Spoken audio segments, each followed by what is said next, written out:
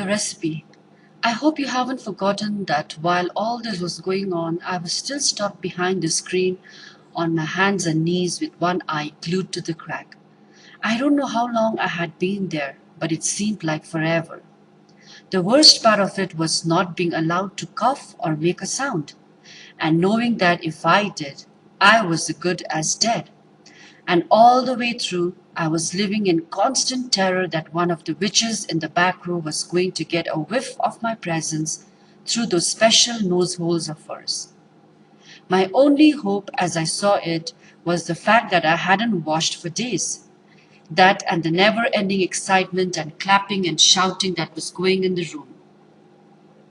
The witches were thinking of nothing except the Grand High Witch up there on the platform and her great plan for wiping out all the children of England. They certainly weren't sniffing around for a child in the room. In their wildest dreams, if witches have dreams, that would never have occurred to any of them. I kept still and prayed. The Grand High Witch's dreadful gloating song was over now, and the audience was clapping madly and shouting, "Brilliant, sensational, marvelous! You are a genius, oh brainy one! It is a thrilling invention. This delayed action mouse maker, it is a winner. And the beauty of it is that the teachers will be the ones who bump off the stinking little children. It won't be us doing it. We shall never be caught." "Witches are never caught," snapped the Grand High Witch. "Attention now. I want everybody's attention, for I am about to be telling you what you must do to prepare Formula 86 Delayed Action Mouse Maker." Suddenly, there came a great gasp from the audience. This was followed by a hubbub of shrieking and yelling, and I saw many of the witches leaping to their feet and pointing at the platform and crying out, "Mice, mice, mice! She's done it to show us. The brainy one has turned two children into mice, and there they are." I looked toward the platform. The mice were there all right, two of them running around near the Grand High Witch's skirts. But these were not field mice or house mice or wood mice or harvest mice. They were white mice. I recognized them immediately as being my own little William and Mary. "Mice!" shouted the audience. "Our leader has made mice to appear out of nowhere. Get the mouse traps! Fetch the cheese!" I saw the Grand High Witch peering down at the floor and staring with obvious puzzlement at William and Mary. She bent lower to get a closer look. Then she straightened up and shouted, "Quiet!" The audience became silent and sat down. "These mice are nothing to do with me," she shouted. "These mice are pet mice. These mice are quite obviously belonging to some repellent little child in the hotel. A boy it will be for a certainly, because girls are not keeping pet mice." "A boy!" cried the witches. "A filthy, smelly little boy. We will swipe him. We'll swizzle him.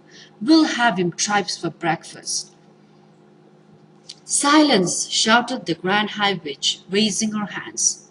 "You know perfectly well you must do nothing to draw attention to yourselves while you are living in the hotel. Let us by all means get rid of this evil-smelling little squirt, but we must do it as quietly as possible. For are we not all of us the most respectable ladies of the Royal Society for the Prevention of Cruelty to Children?" "What do you suggest then, O brainy one?" they cried out. "How shall we dispose of this small pile of filth?" They are talking about me, I thought. These females are actually talking about how to kill me. I began to sweat. "Whoever he is not important," announced the Grand High Witch. "Leave him to me. I shall smell him out and turn him into a mackerel and have him dished up for supper." "Bravo!" cried the witches. "Cut off his head and chop off his tail and fry him in the hot butter." You can imagine that none of this was making me feel very comfortable. William and Mary were still running around on the platform, and I saw the Grand High Witch aim a swift running kick at William. She caught him right on the point of her toe and sent him flying. She did the same to Mary. Her aim was extraordinary. She would have made a great football player. Both mice crashed against the wall, and for a few moments they lay stunned. Then they got to their feet and scampered away. Attention again, the Grand High Witch was shouting. I will now give you the recipe for concocting Formula 86 Delayed Action Mouse Maker. Get out pencils and paper. Handbags were opened all over the room and notebooks were fished out. Give us the recipe, oh brainy one, cried the audience impatiently. Tell us the secret. First, said the Grand High Witch, I had to find something that would cause the children to become very small very quickly. And what was that? Cried the audience. That part was simple, said the Grand High Witch. All you have to do if you are wishing to make a child very small is to look at him through the wrong end of the telescope. She is a wonder, cried the audience. Who else would have thought of a thing like that? So you take the wrong end of a telescope, continued the Grand High Witch, and you boil it until it gets soft. How long does that take? They asked her. 21 hours of boiling, answered the Grand High Witch. And while this is going on, you take exactly 45 brown mice and you chop off their tails with a carving knife and you fry the tails in hair oil until they are nice and crisp. What do we do with all those mice we have had the tails chopped off? Asked the audience. You simmer them in frog juice for 1 hour, came the answer. But listen to me. So far, I have only given you the easy part of the recipe. The really difficult problem is to put in something that will have a genuine delayed action result. Something that can be eaten by children on a certain day, but which will not start working on them until 9 o'clock the next morning when they arrive at school. What did you come up with, oh brainy one? They called out. Tell us the great secret. The secret, announced the Grand High Witch with trumpetly, is an alarm clock. An alarm clock, they cried. It's a stroke of genius. Of course it is, said the Grand High Witch. You can set a 24-hour alarm clock today, and exactly 9 o'clock tomorrow it will go off. But we will need 5 million alarm clocks, cried the audience. We will need one for each child. Idiots, shouted the Grand High Witch. If you are wanting a steak, you do not cook the whole cow. It is the same with alarm clocks. One clock will make enough for 1,000 children. Here is what you do. You set your alarm clock to go off at 9 o'clock tomorrow morning. Then you roast it in the oven until it is crisp and tender. Are you writing this down? We are, your grandness, we are, they cried. Next, said the Grand High Witch, you take your boiled telescope and your fried mouse tails and your cooked mice and your roasted alarm clock, and all together you put them into the mixer. Then you mix them at full speed.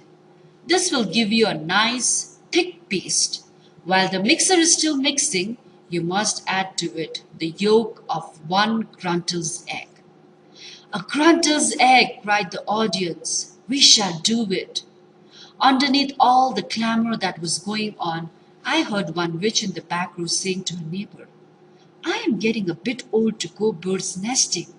Those ruddy Gruntels always nest very high up.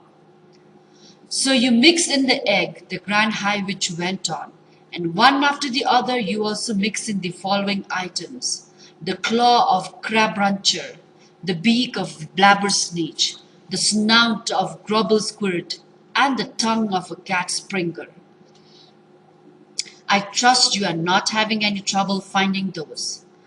None at all, they cried out. We will spare the blabbersnitch and trap the crab cruncher and shoot the grubble squirt and catch the cat springer in his burrow. Excellent, said the Grand High Witch. When you have mixed everything together in the mixer, you will have a most marvelous looking green liquid. Put one drop, just one titchy droplet of this liquid into a chocolate or a sweet, and at 9 o'clock the next morning the child who ate it will turn into a mouse in 26 seconds. But one word of warning: never increase the dose. Never put more than one drop into each sweet or chocolate. And never give more than one sweet or chocolate to each child. An overdose of delayed action mouse maker will mess up the timing of the alarm clock and cause the child to turn into a mouse too early. A large overdose might even have an instant effect. And you wouldn't want that, would you? You wouldn't want the children turning into mice right there in your sweet shop. That would give the game away. So be very careful. Do not overdose. Thank you.